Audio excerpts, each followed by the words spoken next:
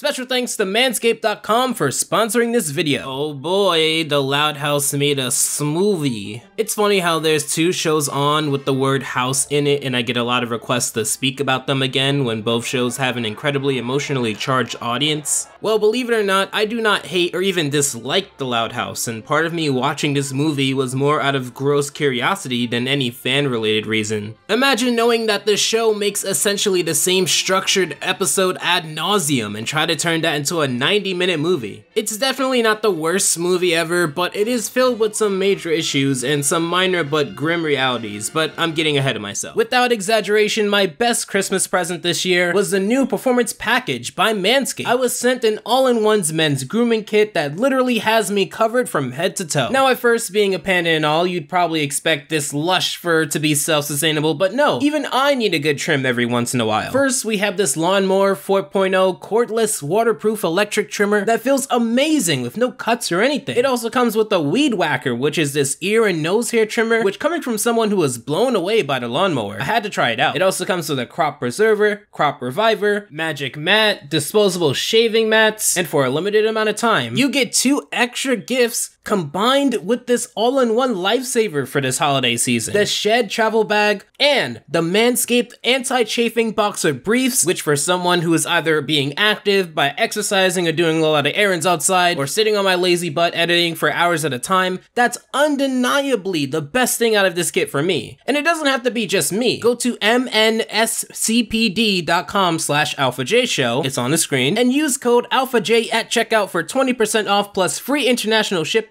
and those 2 free gifts. The movie starts off with what I can only describe as an origin story of the Loud family. Papa Loud, also known as Lynn Loud Sr. meets Rita Loud, who works as a crossing guard. They show that Papa Loud is a carefree, bubbly individual who falls in love with Rita by holding hands. I guess those weird old religious people up my street is right. Holding hands causes pregnancies. One thing that this series has avoided until now is just the sheer logistics and actual practicality of having 11 children, at least 11 that we know of. Now, I consider myself to be a regular charmer, a symbol of love, masculinity, and indigestion, but how do you look at someone and determine, I'm going to have 11 kids with you? Never in my wildest fantasies have I ever had that kind of love. Now, am I saying that this had to have happened at the beginning, this intent? No, but after some point of pressing woohoo on your sim, you'd have to imagine that you've done this 3, 4, 5 times, and you're still going that there's a certain energy that you guys have that needs to be contained. Think about it, Lily is 1 when the show starts. They're still doing this. Now, I didn't watch every episode, so maybe they covered this with a pact from the government that says they can no longer copulate, but this is a different type of love that they tried to push on me. Oh, and speaking of different, this is kind of a musical. Yay!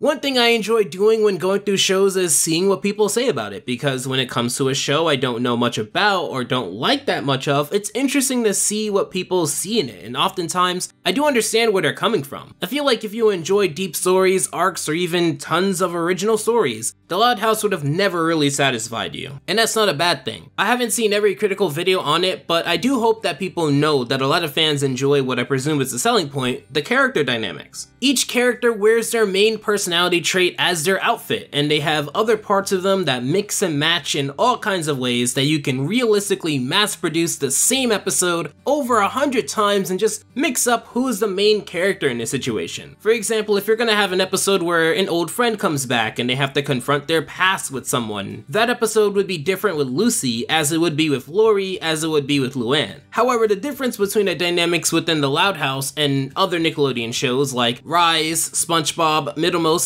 and recent shows like that is that the selling point of those shows were not entirely reliant on seeing the characters mix and match. Rise didn't sell you on the fact that you would get an episode with Donnie and Leo, but then one with Raph and Mikey, and then one with Mikey and Donnie. The selling point was clearly the action element combined with the franchise's legacy and new animation. SpongeBob isn't trying to sell you on the fact that you can get an episode with SpongeBob and Pearl, and Mrs. Puff and Squidward, and Sandy and Patrick. Like, these things do naturally happen, but if you speak to the common casual fan, I don't believe that that's a common talking point. The selling point was clearly the comedy, same with Middlemost. and many other Nickelodeon shows. That isn't to say that the Loud House isn't funny, although I can understand why you might think that would be. But like in Game Dev Tycoon, they allocate all their resources heavily towards these character dynamics. Now, if you were to ask if these characters are entertaining or engaging or have enough depth, no, that's a completely different issue. But you can see when building up the beginning of this movie, they care about how each character is presented. They even begin the movie with the dynamic, Lincoln and Lily. Lesson number 374.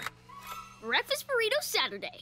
Burritos! Now that you have teeth, you'll want one of Dad's famous breakfast burritos all to yourself. Lily! Just like your sisters. Which means it's you against them at the table.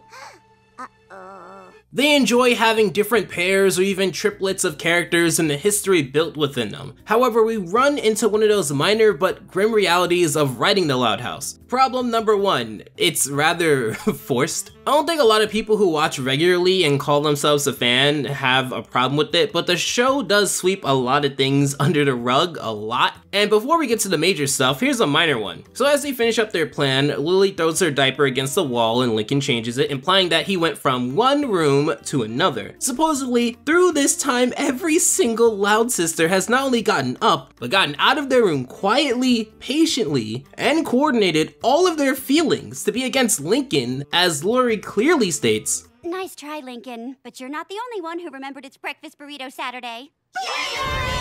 To which, how did they get here? If I recall correctly, Lincoln's room is on the opposite end of the hallway from the perspective of the bathroom. If Lincoln and Lily went there and the hallway was empty, this would imply that all of the sisters are in on it. Not only that, but we'd see that Lincoln is the only one who thinks to sabotage the other members of the Loud family, as they're treated as one giant mush. Which leads us to another one of those grim realities. Problem 2. To be or not to be a character. You remember that one episode of SpongeBob, that ending scene that you probably blocked out of your memory where it was a giant mush of every single character? As disturbing as that was, that accurately describes the sisters sometimes. They act as one giant sister, where their individual opinion is irrelevant, not even focused on, even in places like here where it would make logical sense. Think about it. If they were all on the same side, why would they fight later on? Again, the episode never gives off any implication that they're fighting. You're just supposed to believe that once they get to the table. Never mind the other fact that this is another Nickelodeon show where the family has to fight to be fed. You'd think that everyone would be getting a burrito, but apparently this ongoing tradition hasn't been updated to match the quantity of children had. Now you may ask, but Jay, didn't you say that the selling point of this show is the different character dynamics? How would the show both have compelling character dynamics to fans, but then also have the sisters act as one? Well, this is actually a really easy answer. I'd compare the writing of the Loud House to like a camera. You got the focus, and everything outside of that focus is gonna look like it kind of just blends together. They focus on Lincoln and Lily, so everyone else kind of just acts the same, even if they are technically supposed to be competing against each other. And I'm assuming that they do this for clarity, but it does sacrifice the legitimacy of these characters when they're all pigeonholed to be the same when you aren't looking, but act different only when you need them. And none of this even really matters anyway, because when they go down to get a burrito, you can visibly see like 20 burritos, so I don't even understand why they're fighting beyond this being a touching moment for Lily and Lincoln. But I am not a monster, unless we're speaking about paladins in which you'd get destroyed, GG no re. But I did enjoy this scene here with Lily and Lincoln, and I do often enjoy Lincoln the most as a character, often. Lola, we need to go if you want to make it to your recital on time. Don't forget my science fair.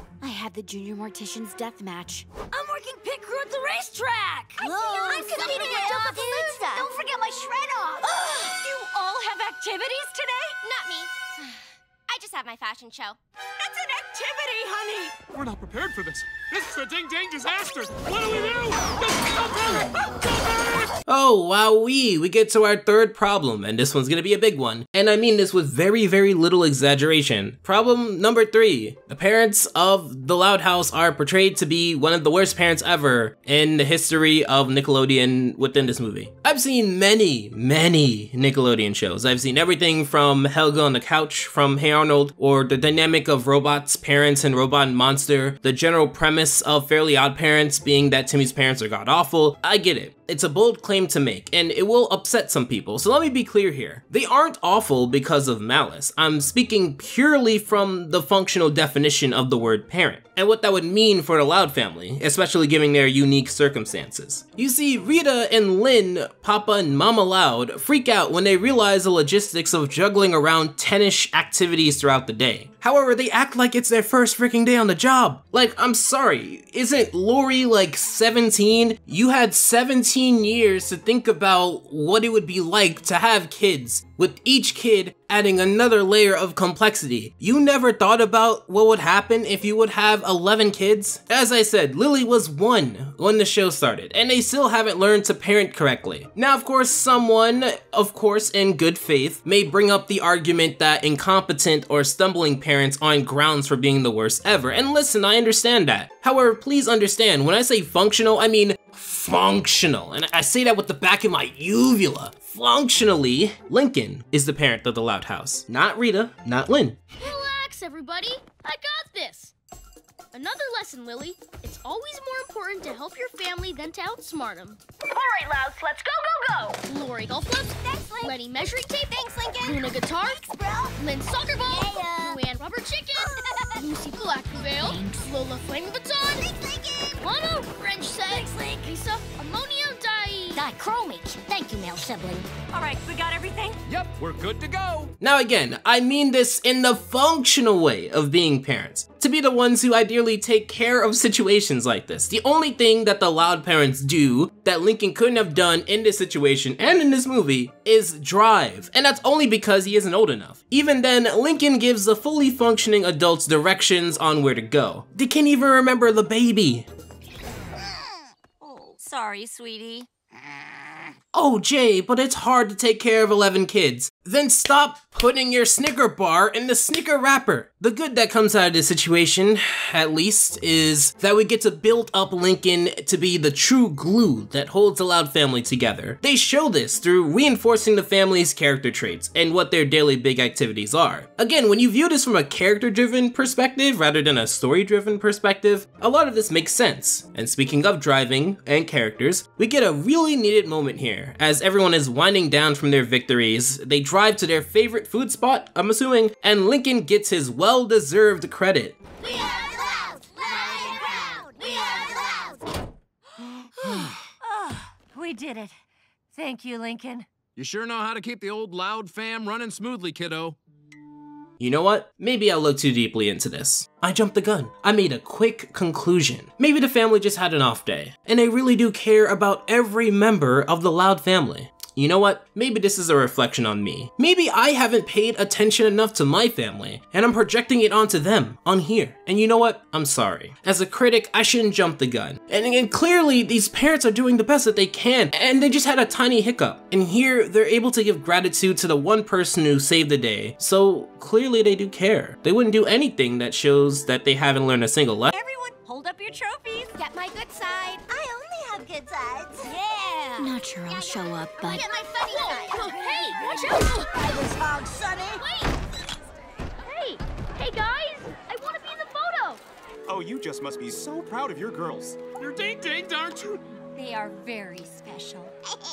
Haha, you got pranked. They didn't learn a single thing, and it's extra insulting here because right before they take the photo, they just acknowledge Lincoln's presence within the family. Never mind the fact that he was right in front of them before he was smacked. I guess they weren't on screen so you can confirm that the parents saw him. Wouldn't it have hurt the movie if Lincoln was to, I don't know, maybe use the bathroom, and then during that time, the family wanted a photo and he felt insignificant because they didn't wait for him? At least that doesn't insult everyone's basic line of sight to not care about the person who helped them get the locations to win the pointless trophies in the first place. So we get the second song, Ordinary Me. Compared to Life is Better Loud, it does pose a greater purpose within the story, as Lincoln has a legitimate question. Why does my self-worth have to be wrapped up in my achievements for me to matter? I also thought the songs so far were okay. I'm not the biggest fan of musicals. I've never really been able to suspend my disbelief in most cases that a character would just start singing a perfectly composed song out of nowhere, no one looking at him weird, but it works here. With Lincoln questioning his position within a star-studded family, he turns to Clyde, who tells him some of the talents that he has.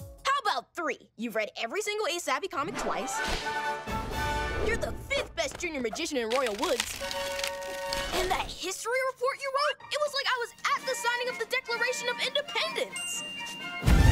Oh, and you can sing. That's 4. Anyone could do those things. So I sit here, slathered in sweet and sour sauce, and I'm thinking to myself, if Lincoln is looking for his one talent to hone in on, would it not be magic? I mean, with the comics, you know, that might be way too niche. And the history and singing is cool too, but magic, right? Some sisters have some magical elements like Lucy's teleportation, but actually having an entertaining magic act could be Lincoln's thing, which leads us to problem 4. The story only works if you believe that Lincoln is handicapped. And what I mean by that is not a physical disability, but that if you remember the incredible feats that Lincoln did, I would imagine that this would create some cognitive dissonance, which leads us back to problem 1. Lincoln is talented and unique even within the Loud family. I understand that for this to work, he'd have to have feelings of inadequacy, but I feel like the writing only works here if you forget that Lincoln just didn't have an event on that day, so there was nothing for him to win. And if you also forget that Lincoln is the reason why everyone else won their trophies. Had he had a magic competition or even something comic related, what's not to say that he wouldn't do as well? Through a lot of talking to Clyde and learning that he's god tier with baking, Clyde mentions that he got a lot of inspiration and guidance through his trip to see his extended family in France, given that they said that baking is in his genes. Clearly this is a writing error. The baking isn't in the genes, it's on the table. Duh. So Lincoln has a crazy idea to drop on a random weekday. Ugh,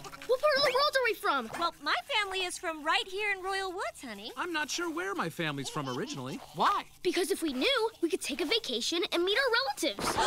If you were watching the promo material for the movie, or if you saw my video about it, you might have wondered exactly how they get from their current location to where the movie takes place. Well, before we get to that, you ever think about how crazy it is that they all have to use one bathroom? Is it more efficient that they all use the bathroom at the same time every night? I mean, I guess. But again, from a story perspective, this is just one of those things that the writers have to force to work. From a character perspective, I understand wanting to see each character tackle the very simple fact of winding down and getting ready for bed, but this scene is only here so that Lincoln can influence everyone to take a vacation at the same time. Even though vacations not only cost a lot of money, but how could you even find free time in the busy schedules of 11 kids, plus school and work? Not to mention that, according to today, they don't even know what their schedules are sometimes. The answer to that is, don't think about that. After finding their origins in a decent comedy scene, this right here really emphasizes problems 1, 2, 3, and 4. Mom,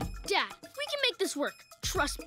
We just gotta be a little adventurous. So after figuring out that Lola took all the family savings, and I'm not exaggerating here, Lincoln gets them to Scotland with like a near government, federal agency, international authority level coordinates, when he's not even old enough to drive. He's able to either fake an airport pass or get a legit one with the budget of a quarter, smuggle over 10 people into a luggage area, or somehow explain to me what airport would let you willingly be in a spot that has no seatbelts that high up, and forget the cartoon physics of not being sucked out of the airplane, but the sheer balls to convince your family to skydive into a foreign land from that high up and not be detected, by the way. Travel through multiple countries when you don't even know how to find a home with more than one bathroom. Coordinate with a hot air balloon to not only fly over the United Kingdom, but find someone in a submarine to take you the rest of the way. Now the movie tries to gloss over this in montage form with its third song, Now or Never, which is a good song, but again, it only works when you don't think about it, and I choose to think about it here. Lincoln is most likely the reason why Amazon one-day shipping exists. When reflecting on his journey to Scotland, Lincoln shows his skill of having a great grasp of logistics, which may not be the most glamorous skill ever, but it is a definition between his family being Sims with no free will and being a mostly functional team. So you run into problem 1 when you realize that for all of this to happen with virtually no budget and all of it off the back of Lincoln, that for him to not feel valued would just be a rejection of reality. It couldn't be because no one praises him, because they praise him literally when they get to Scotland, giving him all the credit for coming up with the idea single-handedly. Welcome to Scotland. Whoa!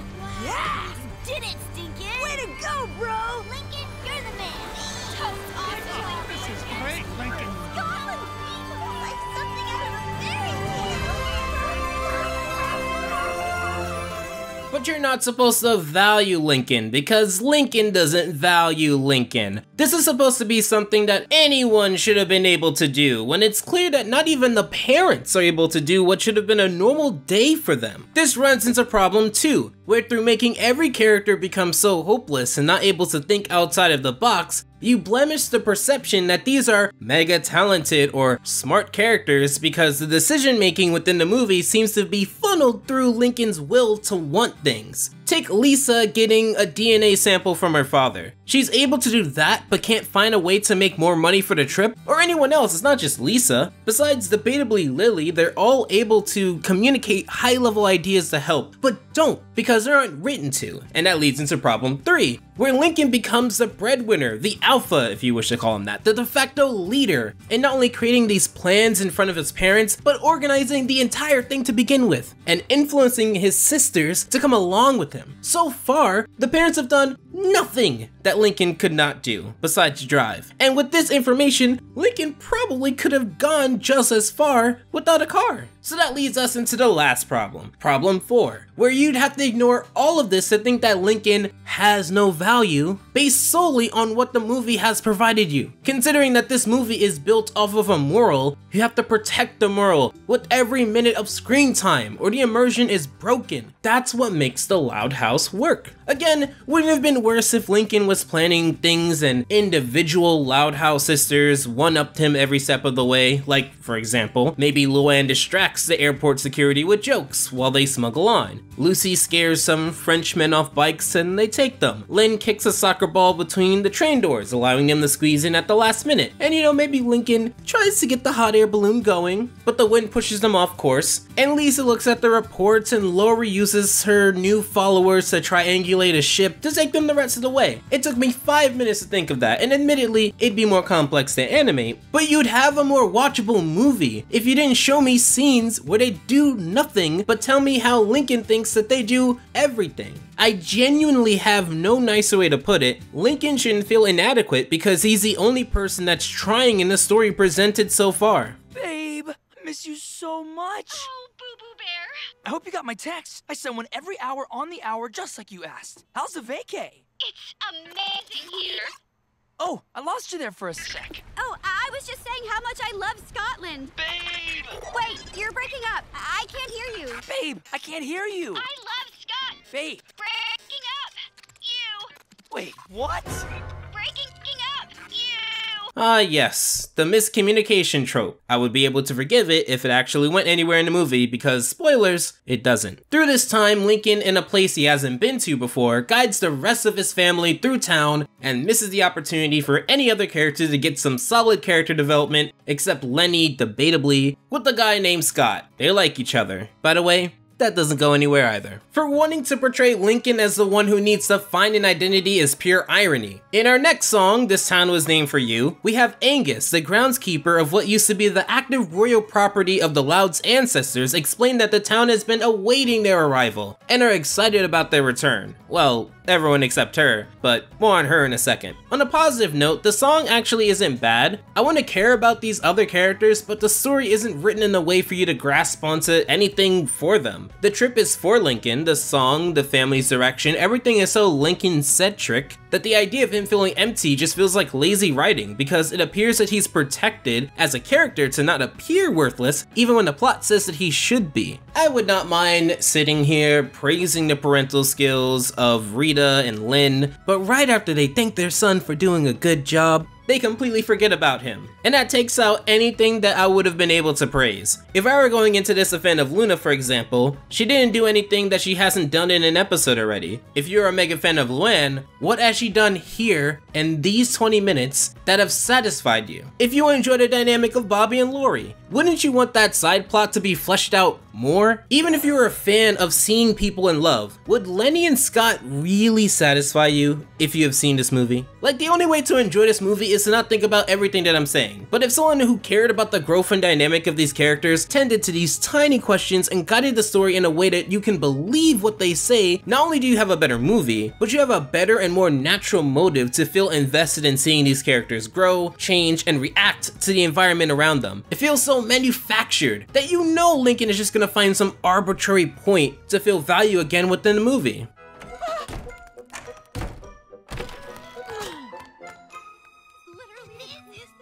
Liam, hi. Do my eyes deceive me? Why, you're, Loads! Yes, I heard the song, Angus. Everyone in Scotland heard the song. We get introduced to the main antagonist of the movie, Morag. Morag is the caretaker of the mansion and Angus is the groundskeeper. Together they have kept the ancestral property in tip-top shape for different reasons. Angus kept it clean because of the anticipation of the Louds coming back. Morag decided to keep it clean because she lives here permanently due to the Louds' ancestors not coming back. Now, while Morag's motivations within this movie lie purely in a surface level intent of wanting peace and quiet in her de facto home, the movie does a good job at showing that the Loud family is exactly what their last name implies. Loud. When written to be, they can be proactive, risk-taking, messy, clumsy, loudmouths, and that helps in building up Morag to be a good antagonist with the point, because from her perspective, she sees them as the menace, even if her morals are quite flawed, but at least she has legitimate points that are believable. What I'm trying to say is that Angus and Morag are better characters within this movie than the Loud family. Speaking of them, Angus shows the royal family, which just so happens to have the exact amount of sisters, which each of them sharing the exact same main character trait as their counterpart, which while inoffensive, I really did wish they got more into the family. To me, I would be more excited to hear about the family because if they retained such a great reception when the Louds came back, surely they have a lot of great aspects about them. Why do each of the characters retain the exact same clothing styles? Why is this image taken at the exact time and ages of all these other characters? These are things that if I were a fan, I'd love to know because I love the show and I would love the characters. But these are things that they never really get into because the family is more of a plot device than any opportunity to provide history to the canon and thus fanbase. Now, I don't want to be too much of a negative Nancy because this movie is self-aware about what I mean when it comes to empty character direction and meaningful character direction. In fact, they put the examples I was going to use back to back. So for empty character direction would be the scene in which they have their own rooms because just like with the errands earlier in the movie, it only reinforces their main personality trait while also not going over why said ancestral sisters would have the same interests. I guess that's not something that's interesting to talk about. However, meaningful character direction happens right after Lincoln learns something that apparently gives him value. Whoa! Sweet dig, Stinkin'! The boy was the Duke! Whatever tugs your tonsils, bro. Hey, Angus, what's the deal with all the dragon stuff? Now to me, this is way more interesting than Lincoln learning about being the Duke. For one, Lana believes in dragons, but Lynn doesn't, and it doesn't revolve around their core trait. In fact, it's so interesting that I made a chart using only their core personality trait, so let's take a small break. I think Rita seems more practical, so I don't believe her to believe in dragons. However, Lynn Sr. definitely believes in dragons if he locked eyes with a crossing guard and had 11 children with her. Lori doesn't believe in dragons. I feel like she's at the age where you lose some of that childhood wonder. Lenny for sure can be convinced to believe in dragons and probably enjoys the different scale patterns they have. I can see Luna going either way, and that's not a metaphor for anything, but I'll put her on the believe side. Luann is tough, but I put her on the not believe side because the idea of believing in dragons could be funny. Lynn clearly doesn't, Lucy for sure does, Lana does, Lola doesn't, Lisa for sure doesn't, and I want to praise the movie for not having her be on the skeptical side because again, that's just playing into the science character doesn't believe in the supernatural thing that ends up happening trope. And then Lily for sure does, and I think Lincoln might want to believe in it, but something tells me that he wants them, but he doesn't believe in them. Boom, that's my list. Anywho, major props for the movie for giving us something that isn't sports or mechanic or plumber related for these characters. Whoa, a dragon cave! Keep dreaming. If it's proof you need, take a gander at what your ancestors' dragon left behind. Whoa! Oh man, I told ya! This is wackadoo doodle. To me, I was more entertained with this side part of the story than anything from the main course. Only because not only did we see a character pairing that I think works really well, they both have an interesting viewpoint on the supernatural. Both of them I would consider to be tomboyish, but one is a realist and the other has more of an imagination beyond the real world. That's what I would love to see more, and unfortunately the movie doesn't provide too many moments like this. They find a dragon, the dragon is real, the dragon is cute, because of course it is, and again, my heart isn't made out of stone. Lily and the dragon were adorable together.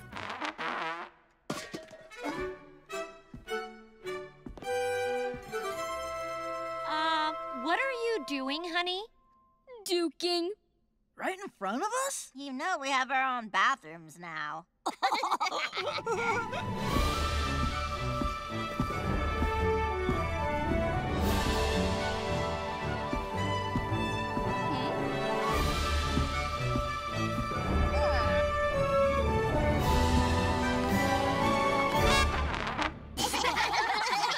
Nice toilet paper scarf.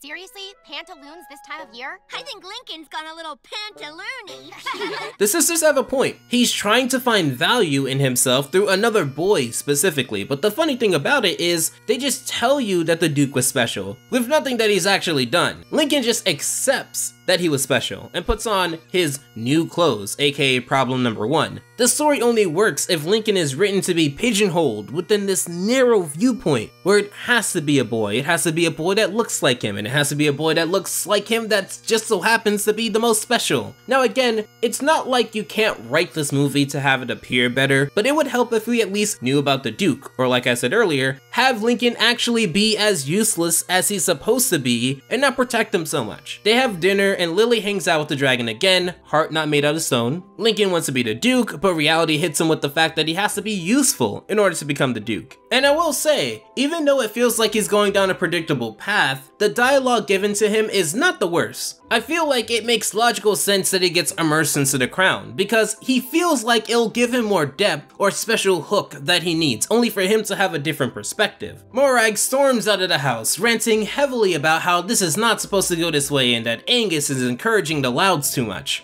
Enough, you twaddle. Thanks to you flapping your gob, I'm stuck with these hooligans. Crashing through the crowded halls, dodging girls like Ping pong balls? just to reach the bathroom on time. That's rather catchy. I mean, in my opinion, to be fair, no offense, but I'd really be surprised if I had the theme song of the Loud House at an A when it comes to Nickelodeon theme songs. My ancestors have cared for this castle in peace and quiet ever since they drove away ever since the first Loud sailed away forever.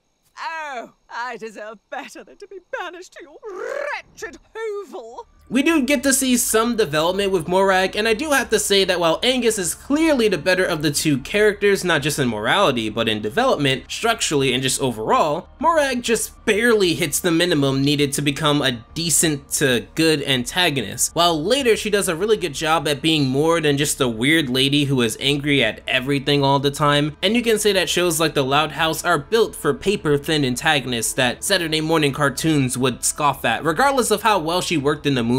I couldn't tell you any memorable line or scene that she had where I felt like only Morag could do this. If this was 3D and you could do what they used to do back in the day with that one scene with Grand Theft Auto 5 and just have different characters voice the same scene, you would notice that you don't lose anything because the scene never had anything engrossing specifically to Morag to begin with. Also, please show me the scene where the Loud family kicked out Morag. Unless you're gonna tell me that the movie implies that it had the exact amount of rooms in a space that the mother said earlier could fit multiple instances of their house back in Royal Woods.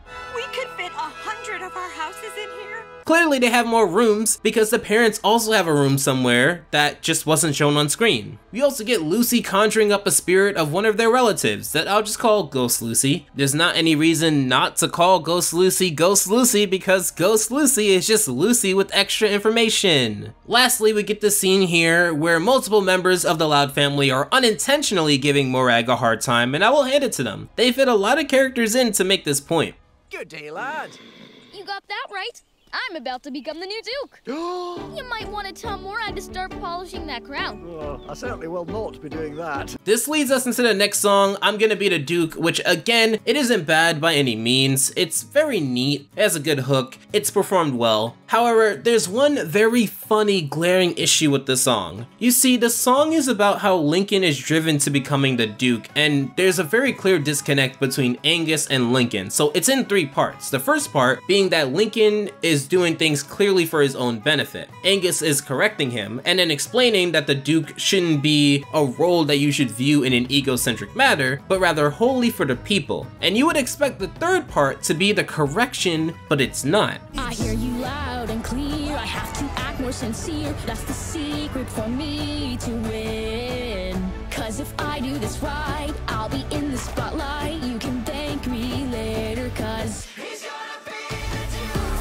And I don't know if it's the fact that they need to force the song's chorus to make sense or if he actually flipped off Angus, which seems unlikely, but it's just hilarious how Angus is like, you shouldn't be doing any of this for the spotlight and attention, and Lincoln goes, that sign can't stop me because I can't read, because guess what? It works. Now remember this scene here when it comes to Lincoln feeling useless because they missed a great opportunity to have Lincoln be humbled by the town and actually listen to demands and not satisfy them with the level of a vanity project. It does make a bit of sense given that the collective town was excited to have the Loud family back in Scotland, and you know what, I even like the next part where Morag explains to the town that Lincoln is only here for a week, so they immediately lose all hope. I think that's a neat way to keep the heat on her while also not fully revealing her intentions, and participate in a rather non-physical way so far. However, Angus decides that he's going to use 100% of his brain with this way of cheering up Lincoln. Take heart, lad. The hard part is over. Our people want you to be the Duke. Now all you need to do is convince your family to move here. Eh? Easy peasy. And you know what? I can see the comments now. Oh, look at the YouTuber thinking that building a bridge and guiding sheep and painting and fixing signs are easy. Look how easy you have it speaking into a microphone for a living. Firstly, suck my bamboo. Secondly, I'm aware that manual labor is a very intensive task, and something like building a bridge would be incredibly tough compared to other tasks. I'm not denying that at all. However, for someone, anyone with rational thought to try to convince me that doing any of those things is anywhere in the league of difficulty of convincing your 10+ member family to reconsider their vacation into a permanent residence, I'm sorry, building a bridge and moving across countries, no, continents, are both hard tasks, but the latter is incredibly more difficult. And you're probably thinking, Angus is the one who said it because he feels like convincing the town is the hard part. They sung a whole song about how the town is named for the Louds, and it's clear that the town and everyone living in it with the perception of Morag held out hope for the Louds to the point where they didn't elect anyone else to be their official leader. So unless Angus has memory issues, that makes no sense. Problem number 1. If you're saying that it should be easier because of the house, well, that's a story that they want me to believe. Sweetie, we're on vacation. We have a life in Royal Woods. Not to mention schools. Friends, adoring fans. We're not moving to Scotland. Yeah. Mom's right. Forget it. We should just enjoy our vacation and go back home. To our house with 1 bathroom.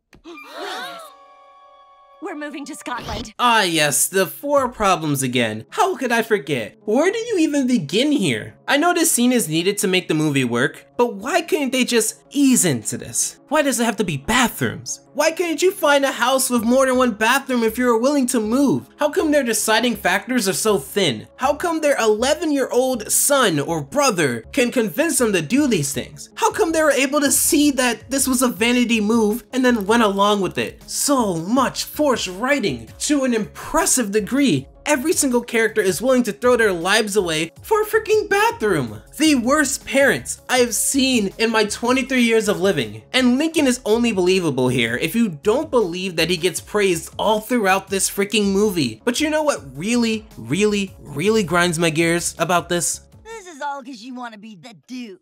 What? No! It has nothing to do with it. Busted, dude. That chance, Lincoln. They knew from the beginning that this was exclusively and only for Lincoln. This trip in the first place was for Lincoln. Everything that they do, all of their overall influences have been Lincoln-centric. Then they show a montage, which lazily uses the main theme to describe their new life, but has two parts that really crease me. Number one, they went from immediately smelling Lincoln out for the self-centered person that he's becoming, to immediately indulging in his fantasy for some vanity metric. And if I recall correctly, they moved here because of the bathrooms. It had nothing to do with them actually believing in any way that Lincoln was more than them. And even if that were the case, again, the fact that every sister has decided that an extra bathroom was more than a life that they crafted back home really diminishes any character that you were trying to give them. Number two, as Morag explains that the Louds left, we get a scene where Ghost Lucy hears this and rushes off. We then see her in the montage flying with Lucy. You would imagine between this time and that time that she told Lucy that there was something fishy going on. That would have saved about 40 minutes of the story. But nope, she apparently forgot between this time and when the story actually needed her to tell. You see, this one bothers me more because it was optional. You didn't have to show Ghost Lucy enjoying this moment, but the visual is going to make those fans who feel like this is a feel-good moment and enjoy this aesthetic really happy. And you know what? I don't blame you. I also like the way that this looks too. But once you actually think about why Ghost Lucy would go from concerned to empty-minded when she knows the truth, it just shatters the immersion.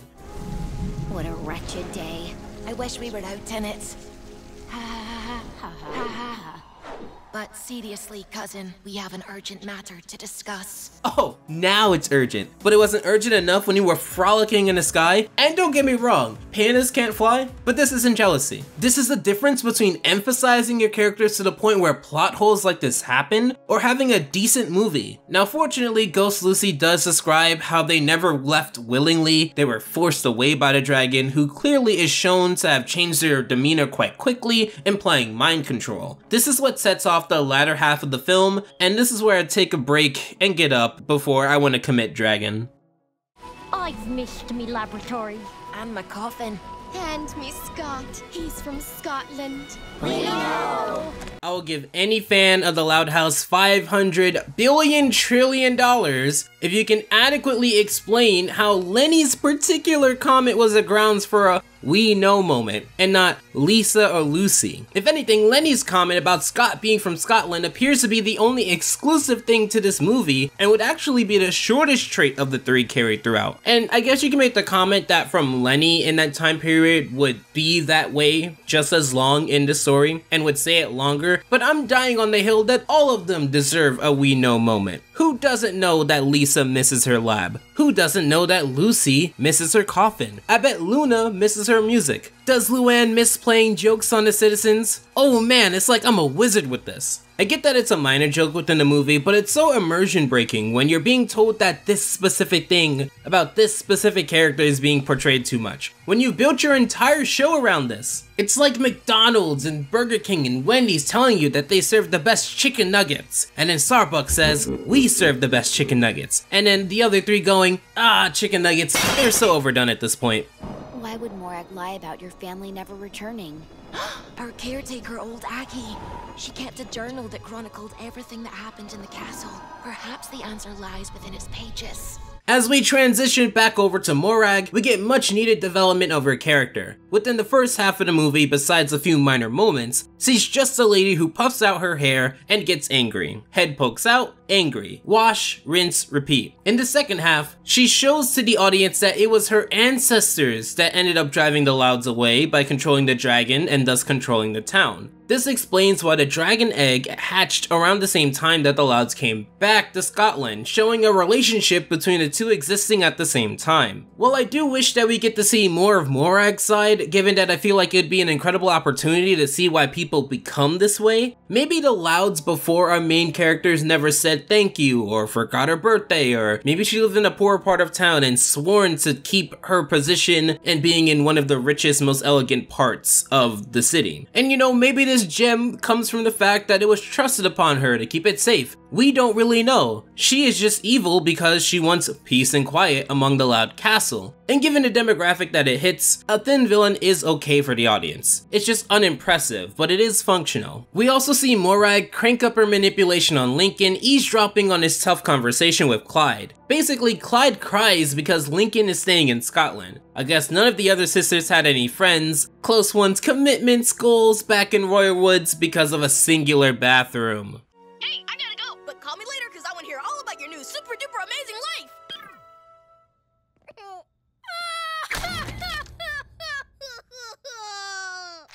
Needs more cinnamon. Clyde is right. This movie needs more cinnamon, because cinnamon is a spice. We get to our next song, The Duchess I'll Be, to which it's also not bad. Ghost Lucy and Lucy confront Morag, knowing that she's lying and wanting the book that Morag's ancestors kept. However, rather than confronting her there, we have to blind these two even more, knowing fully well that there is a book and to find that book by any means, especially given that present day Lucy knows that Morag lied. Speaking of her, she convinces the rest of the Louds to showcase their talents within the town, because all the Loud sisters from the past and now have the exact same talents. Music, fashion, sport, wisecrackery. I should also note something here. While Problem 2 runs rampant within the movie, they have given almost every sister their time to shine at least once, to varying results. For example, Lily in the breakfast burrito, which was cool. Lisa got her moment with getting the DNA sample, which was honestly a pass. Lana and Lynn got their dragon moment, which was the best so far. Lucy was sort of like the protagonist within this, which is cool. Luna is the catalyst that Morag uses to convince the others to go into town and show off. Lori and Bobby was kind of a thing, I guess. And you can say that Lola got her time to shine in the beginning when it came to the bag packing scene with Morag. And Lenny gets the love interest, which is bare bones because I'm assuming the general belief is that there wasn't enough time. Maybe if you didn't have a song from the future Duchess, setting up something that took 2 minutes, by having the exact same song explain what happened in the previous 2 minutes, you might have some time for character development that actually matters. The only person so far that hasn't really appeared to do anything is Luann. So Lincoln is working on magic, which is rather lackluster, and Angus has a crazy idea. Now, Sir Duke, I believe it's time for you to seize the royal day and go to the village and serve your people. I think me and Lil will stay here and work on our trick. Oh, but sire, the people have been waiting 400 years for their duke to make their loch a finer place. Well, when you put it that way, Lil, your big bro's got some important Duke business to do. Knowing how this movie ends, this movie intends to have Lincoln appear as selfish as he seems. And I say this because if the direction they're trying to go is to have him appear self-centered and blind to everything, you would think that he would blow off Angus here, thinking that now that he has a crown, he doesn't have to put in any of the work, the crown is what makes him feel important. But then they easily show a scene of him willing to help the town, ruining the immersion that he would actually stand his ground and be selfish. So it shouldn't be a surprise that of course, all the sisters are going to outshine Lincoln, but not because Lincoln is worthless, but because Lincoln is insecure after A, organizing an impromptu plan to get every sister to their weekend activity, B, managing to get from Royal Woods to Scotland with an impressive amount of transportation options with the budget of a quarter or less, and C, gaining the status of being the Duke within a few days after convincing the other 12 members of his family to abandon their previous lives over a toilet. And that's the problem here. The movie wants to have its cake and eat it too. The movie wants to show you that Lincoln is selfish, but never go too far in fear that Lincoln actually appears selfish so that you still like him. But he's technically in story selfish. The movie also wants to show you that Lincoln is worthless, but at every moment have him be protected by his family or Angus or do odd-shattering tasks with ease so that you still like him. But technically, in story, he's still worthless without the crown. If he's insecure, then let him be insecure. If he's worthless, then let him be worthless. Have him actually be worthless. Have him actually be selfish. Have him actually be insecure. Give the movie its much needed cinnamon. He's also in this weird middle where he's written quite clearly to be the most talented of the bunch, but also written not to see this and be insecure, and that's kind of the core problem with the movie. It's not fair. I'm the Duke. I'm supposed to be the most special out of all. Not stuck in your sister's shadows. That's what I always say. Is it now? But there must be something we can do to put a proper spotlight on our dear Duke. Yeah. Ooh, What about that? I mean, Morag is not like a S-tier villain or anything like that, but she's pretty awesome within the latter half of the movie when she isn't written to peek her head out and get mad every other minute. They do a good job at bringing back the dragon at regular points within the movie so that you don't forget. And speaking of forget, don't forget that Lincoln has parents. Parents that just let him ride a goddamn dragon. Cough, cough, kazoff. Now I understand that within the Loud House, the parents take a backstory in favor for the sisters and Lincoln, and they used to even not show their faces, but again, functionally, they do nothing in this movie. They have never even punished Lola for stealing. While the parents and Lincoln are not exactly at their best performance here, you know what is? The animation. Chef's kiss. I love the 2.5D here. Reminds me of some scenes within Family Guy or that one episode of Milo Murphy's Law I covered a while back. The art style is amazing, and I know some people had an issue with no noticeable bump in quality, but I mean, it's not necessarily a requirement. Why should it? This went on Netflix, and it shouldn't be seen as anything different than like Abracatastrophe or Phantom Planet as far as what this really is, which is just an extended plot with more time to flesh things out. I think they knew this wasn't going to be theatrical with the times that we're in, and it's not really of high priority. And even so, you can't polish mediocre storytelling with great animation, so I don't really know what you would want here. Speaking of, Morag controls the dragon so that Lincoln messes up a lot of the town. While the composition here is really nice, I find it hilarious that only now did they realize that riding a dragon might get Lincoln hurt. Parents of the freaking decade here. Oh no. Don't worry! I can fix everything. I'm the Duke, remember? Here, watch. See? Good as new!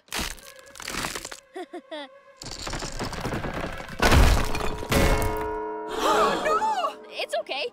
You still have the fish shop. That's a relief.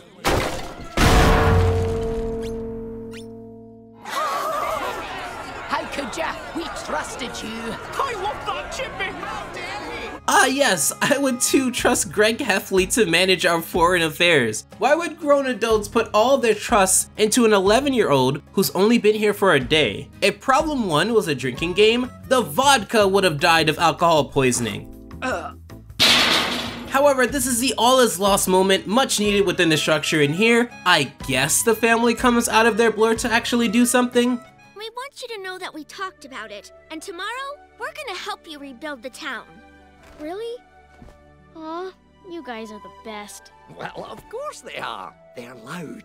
While I do enjoy the fact that they decide to console Lincoln, and Angus was also here trying to cheer him up, explaining that if he fixes everything, maybe the town will feel better, the town wants him gone. And I would critique this, but this is the same town that accepted him for being a Duke after doing 1 day's worth of work. So this is pretty consistent with how the town operates. I wish I can get behind this part, but they don't build it. Where are the scenes where Lincoln is actually shown connecting with the town? There's the song, sure, but that's not enough depth. Where's the scenes where Lincoln is actually enjoying being the Duke? Where are the scenes of Lincoln actually practicing riding a dragon? You can't say that they had to spread the time between sisters, because they didn't. The movie could have built up this scene to have a stronger impact by either having him be really helpful and connecting with the town, or actually having him be utterly worthless as he says. But nope, he's perfect when he needs to be, and an awful when he needs to be, and everyone just plays their parts with no recollection or common sense thrown into the equation. It's why Lincoln decides he does not wish to be the Duke anymore, and it doesn't really engage me the way that it intends to. Like, dude, you only wanted to become the Duke for selfish desires. You are written to be blind to your amazing accomplishments, which heavily shadow your sisters combined, and the only person actually on screen to directly assist you with this is Angus, the one person Lincoln throughout this movie doesn't want to listen to. He doesn't listen to Angus in the song, or later here where he tries to get Lincoln to trust them that they can fix things. He never listens to the one person who actually admires him the most. So why should I care that the selfish kid decides to go home? I want to get behind this, but why would I root for someone who is unwilling to root for himself despite accomplishing such great things?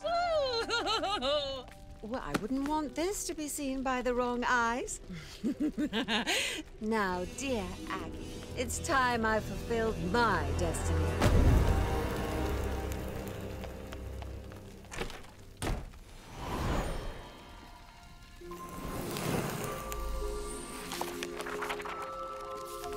Gasp!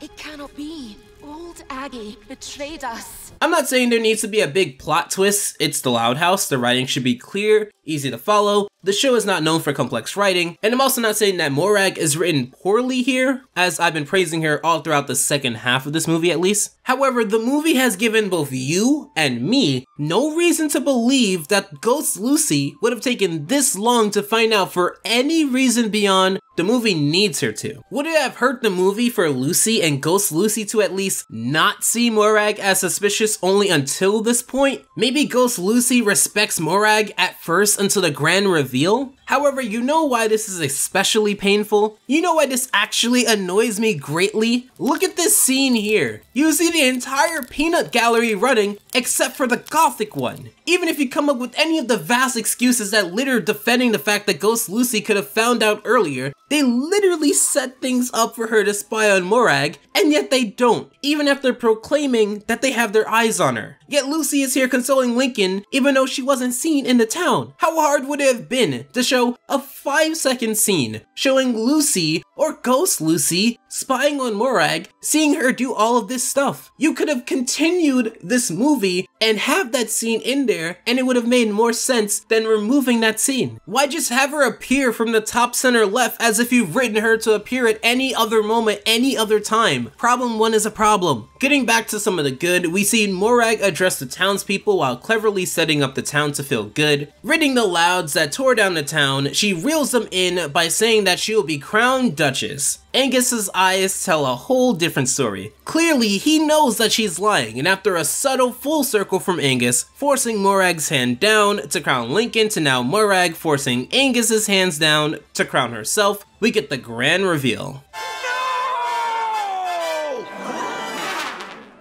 The Louds did no such thing. I was there. They never gave you the crown. Angus is as honest as the day is long. Is it true, Morag? You know what? I could lie. But why bother? Guilty as accused. Our people deserve better than a liar and a thief. We will not stand for it. Imposter! Very well. I tried doing this the nice way. Now, I'll do it my way.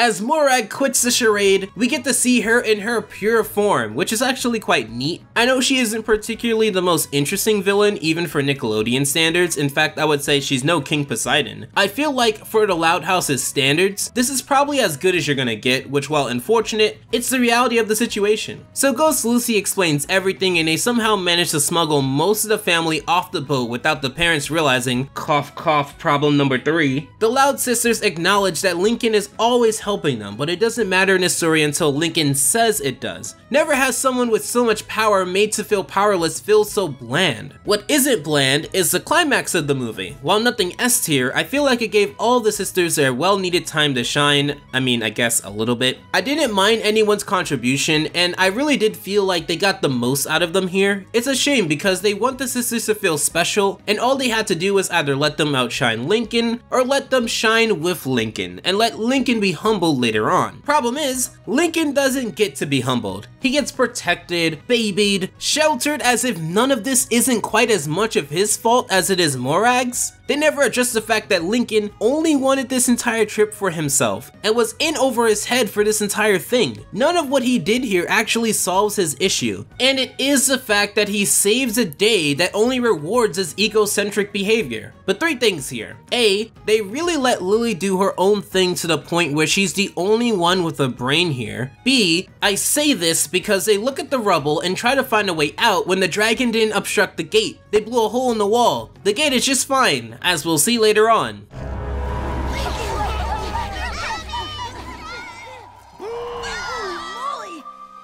Oh, there he is!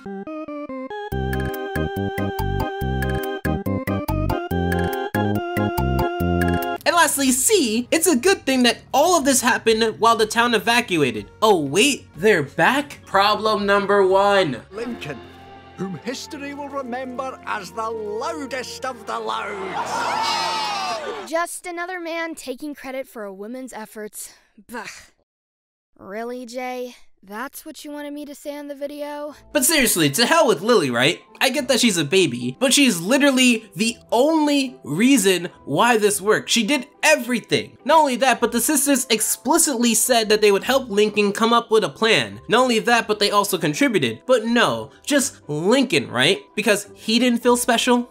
Ever since we came here, I wanted this crown more than anything. I thought if I had it, I'd finally be special like my sisters. When I wore it, all I cared about was what it would do for me, not what I could do for you. And I'm sorry for being selfish. The thing is, someone kept trying to tell me what it really means to wear the crown, but I wouldn't listen. And you know what? The fact that this movie clearly had Lincoln admit that he was being egocentric and not listening to Angus is all fine and well. However, here's where we get to the root of the issue here. You're all so good at everything. You win trophies, get your pictures taken, and I wanted to be special too. Lincoln, you are special. I am? Yeah, just like how Angus takes care of everyone in Lock Loud. You take care of us. I want to feel for this. Lincoln goes all of this way and does incredible things, and the writing is clearly biased towards Lincoln, having all of these scenes praising Lincoln along the way for him to find a meaning in the crown and not listen to anyone and think he has all this figured out, but I can't. I understand that Lincoln needs to have moments where he helped out so the sisters can say that he actually does mean something, but the specific issue that I have is that he was not only protected throughout the entire movie, but anything that was negative towards Lincoln was either fixed immediately, like him making the town worse with short-term decisions and ego-driven fixes within the song I'm Gonna Be the Duke, or made to not be entirely his fault, like the realization that Morag is the true person who destroyed the town, giving him no actual moment to feel worthless within the story because of his own actions, and never give him the actual impact to rise up in the end after feeling said worthlessness, and thus validate the fact that he actually is rather selfish and egocentric when he gets all the credit and glory for saving the day and making things right. This is why I cannot buy this moral. I cannot buy the moral of him being told that he's special for helping everyone and that he shouldn't have been so selfish, when his selfishness is what both got him to Scotland and saved the day, and be shown taking credit via his sisters calling his decision to crown Angus the good part, not Angus actually being the only good person here getting any praise. Lincoln does not thank his sisters. Lincoln doesn't even thank Lily. Lincoln doesn't acknowledge his parents at all, because he is still selfish. And listen, some may take this as me not liking the Loud House, but believe it or not, I see that this movie had a lot of potential, and if the writing actually allowed Lincoln to feel selfish, or have the other characters feel the result of Lincoln being selfish, rather than it being so contained, you would have had a stronger main character. Like, I'm sorry, if you want to have a good Loud House movie that does Lincoln justice and can attract casual fans, this forced writing and sisters being a blur and parents being the worst ever and Lincoln being blind, all of that really needs to be fixed. And this could have been one of my favorite Nickelodeon movies easily.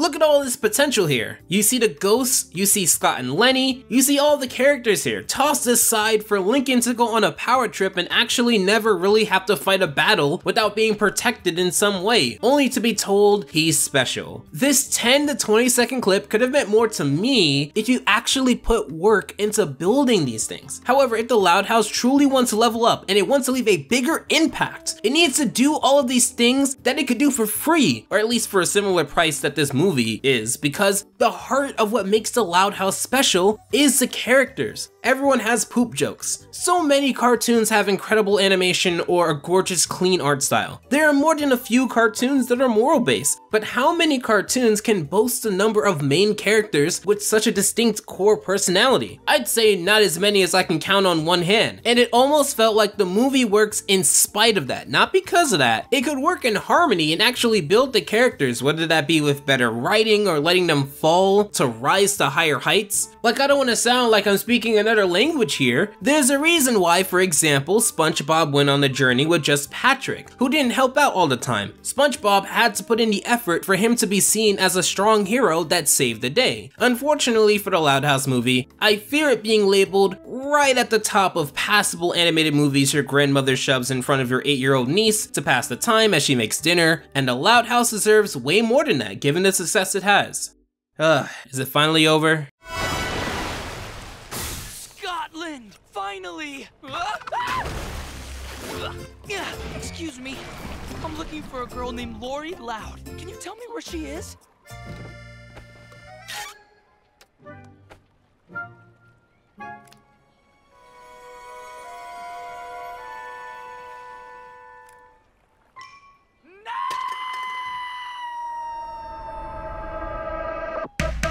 It is. So in tradition, just like with my Sponge on a Run review, it's time for the 3 characters I like the most, the 3 characters I dislike the most, the character I felt wasn't the most consistent, and the one that I felt had the biggest wasted potential. So going in reverse order, obviously, Lincoln had so much wasted potential. He's such a great character who you can shape into whatever you want because he isn't bound to that much of a core personality trait that the gap between an actually great movie and whatever this was is the writing of Lincoln, which this movie lacks so much in as far as quality goes. And it's not that it was formulaic, but rather the movie never wanted Lincoln to actually seem useless or actually feel the consequences of being selfish, so it breaks the entire immersion. The most consistent character has to be Angus. Not only does he remain humble and appreciative of all the people that he's around, his reputation for being honest of the people and a man who isn't afraid of hard work serves to be an excellent guide for Lincoln and the true Duke, who should have been running the town. As far as the worst or most disappointing characters in reverse order at 3, I think we're gonna have to go with Lincoln for number 3, only because even with characters that didn't do much or make a grand impression such as Bobby or Luann or Clyde, they at least didn't make things worse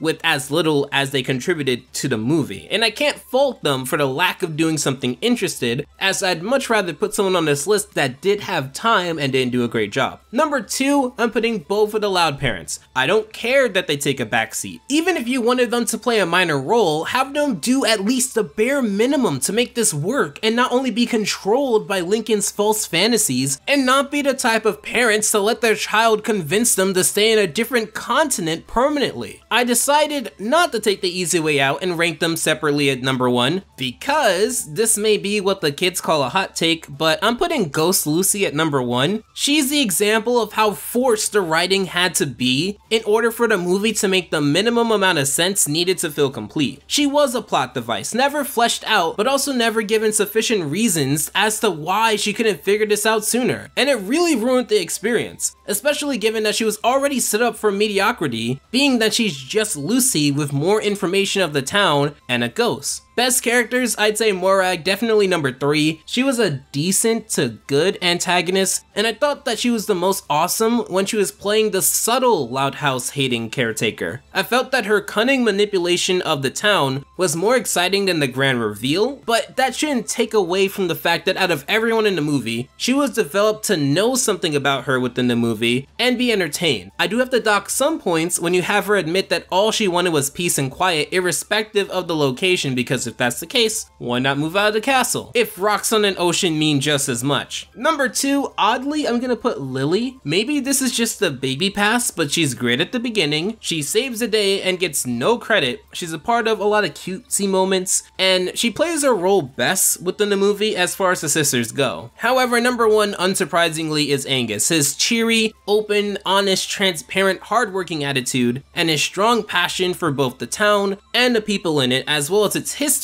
and the Loud family, is admirable. And honestly, Lily and Angus are the only ones within the movie with any actual charisma. They're both written to fill any scene and feel meaningful. They're both written as fully fleshed out characters, despite only focusing on a few things. While it's better than Sponge Out of Water, it's just a decent movie. It could have been a great movie if it only allowed itself to let the actual characters within it be characters and feel and react to how things are. Hopefully season 5 is worth the watch. Until then, thank you so much for your time and patience. And a big special thank you to Toongrin for editing this video. They always come through. They work on a lot of Rise and Fall content. Make sure to check them out in the end card or in the description below. Take care. Alpha out.